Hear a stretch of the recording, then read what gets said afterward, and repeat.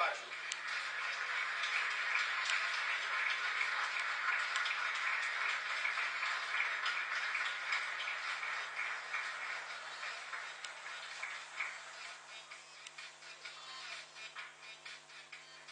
Bueno, buenas noches a todos. Realmente un gusto entregar este premio a quien nos sigue dando alegrías, porque más allá del cuadro, creo que cada grito de gol es una alegría. Y bueno, Pachu, sí, nos habrás dado alegría a lo largo de tu carrera, símbolo de abnegación, sacrificio y humildad.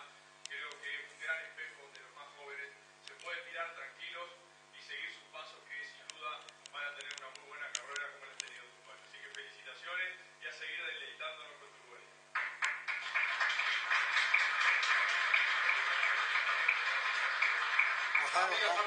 Gonzalo Rancones. Bueno, muchas gracias por este reconocimiento a todo el equipo deportivo y bueno, se lo quiero dedicar a toda la familia y a toda la gente y amiga del deporte, que son muchos. Y, a la familia no. Y saludos a los olímpicos, buena alegría al campeonato. Bien, Fernando, felicitaciones. Vamos.